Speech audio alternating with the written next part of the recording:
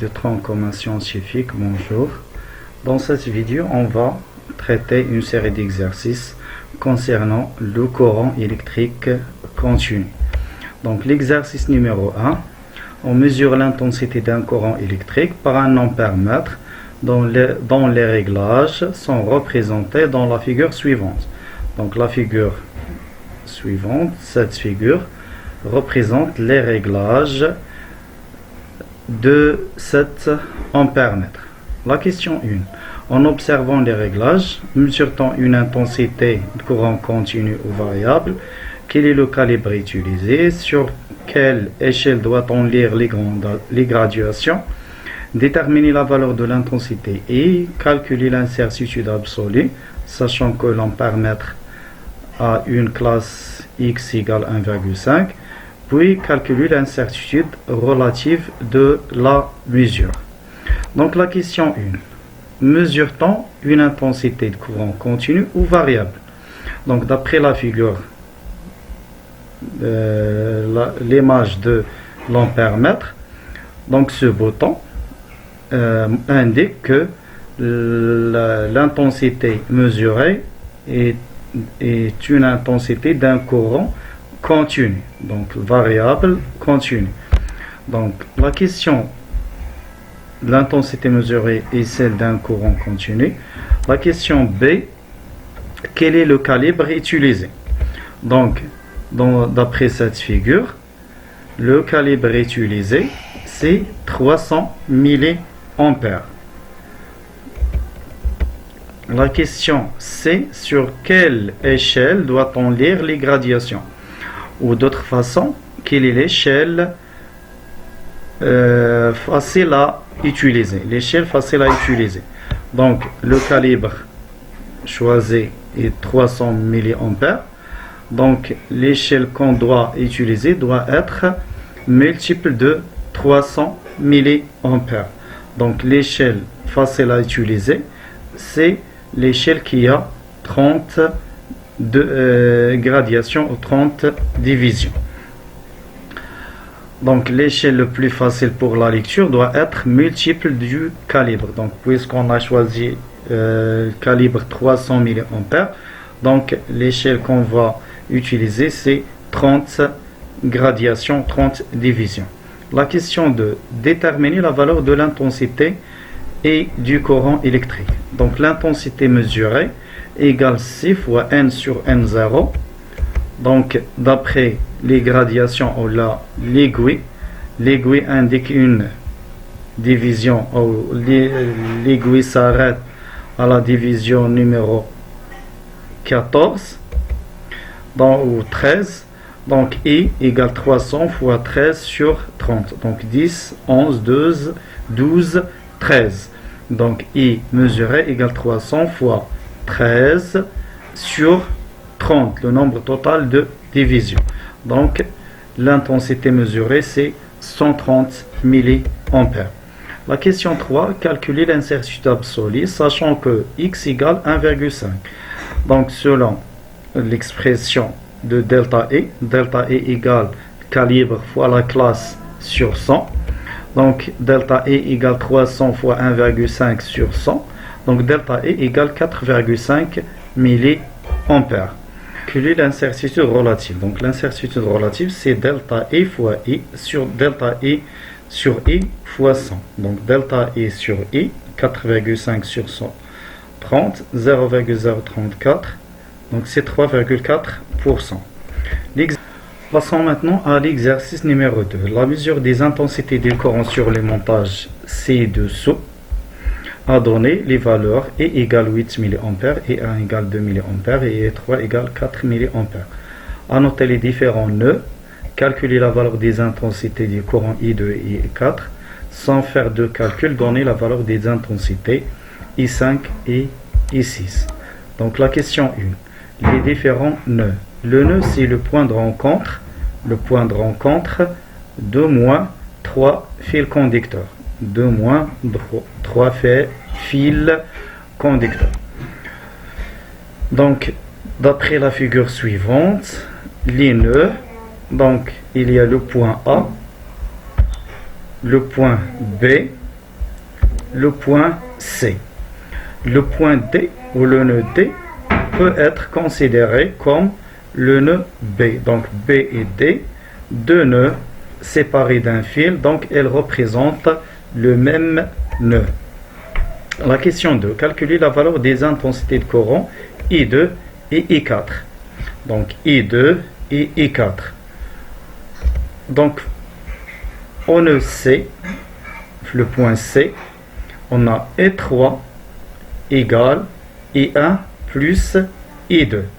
I3 égale I1 plus I2. Donc l'intensité du courant entrant au nœud C égale la somme des intensités sortantes.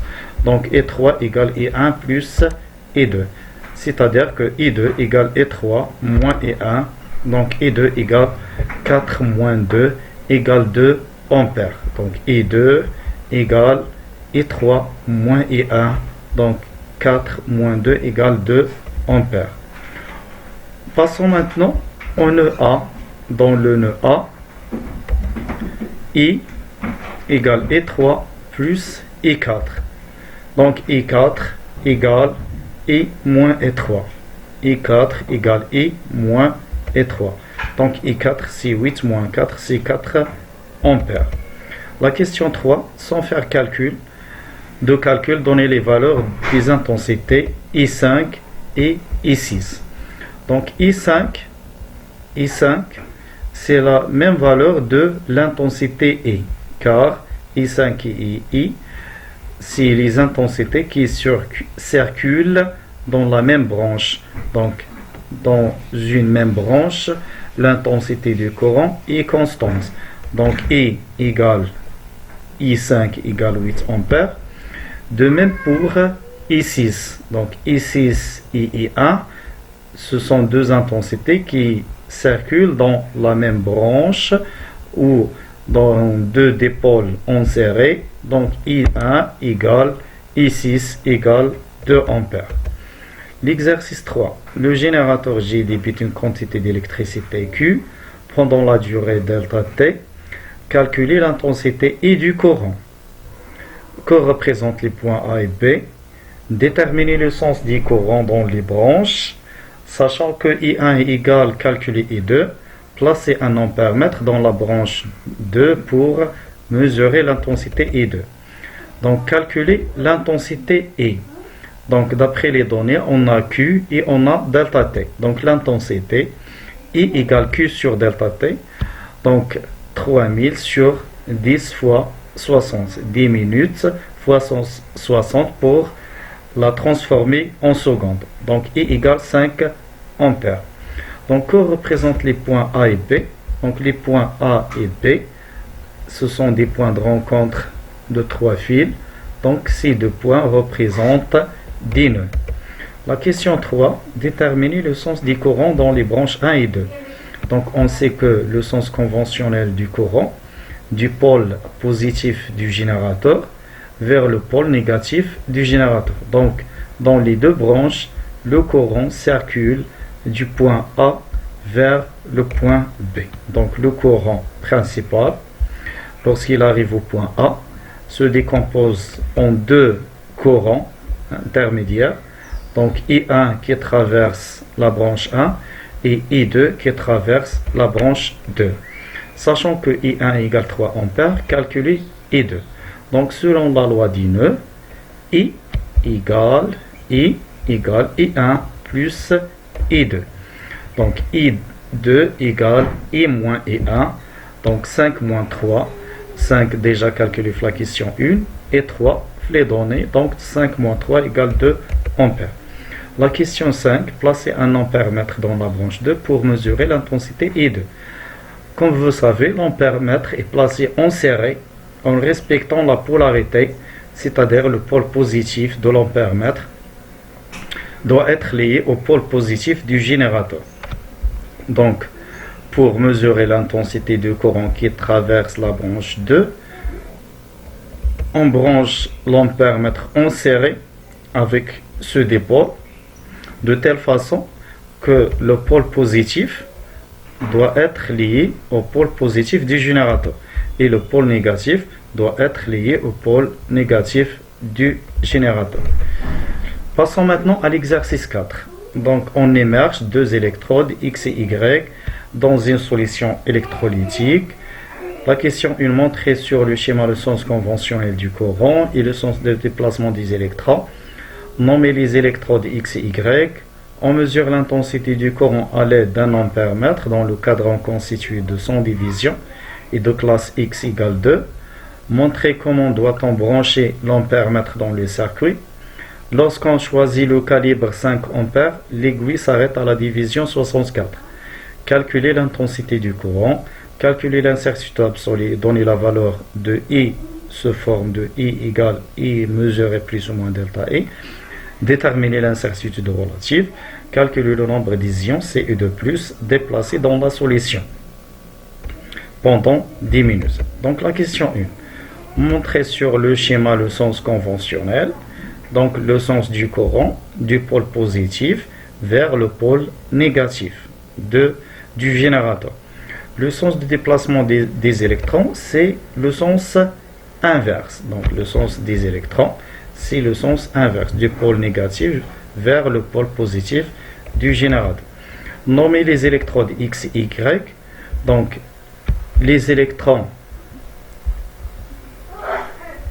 arrivent du pôle négatif du générateur vers l'électrode X. Donc vers cette électrode X, les cations chargés positivement se déplacent vers X ou s'attirent vers cette électrode. Donc les électrons arrivent à l'électrode X. Donc ces électrons attirent les cations Cu de plus.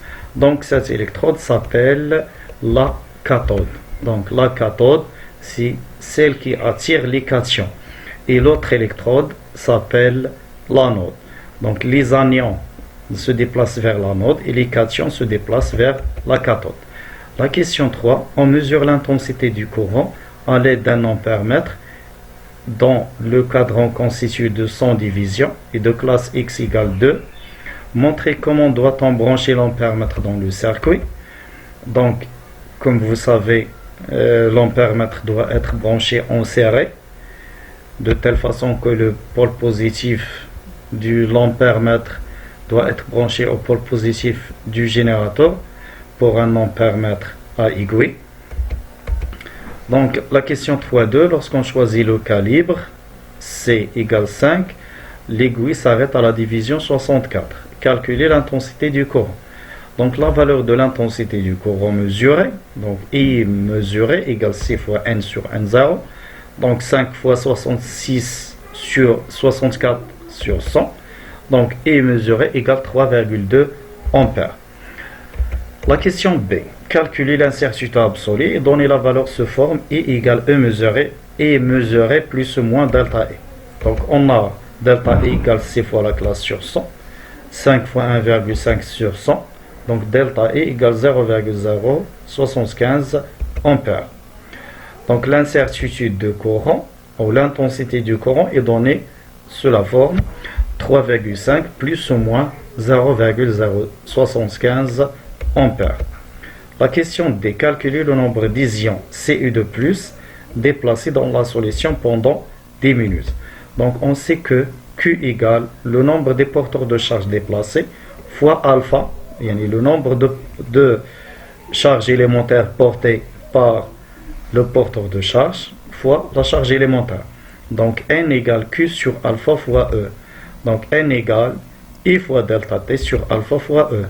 Donc N égale 3,2 fois 10 minutes fois 60 pour la transformer en secondes sur alpha. Alpha c'est 2 car on a Cu de plus, donc 2 de la charge de plus ou la de moins, c'est-à-dire 2. Donc fois 1,6, 10 à la puissance moins 19. Donc N égale 6 fois 10 à la puissance 21 ions. Donc le nombre d'ions déplacés pendant 10 minutes, 6 fois 10 à la puissance 21 ions. L'exercice 5.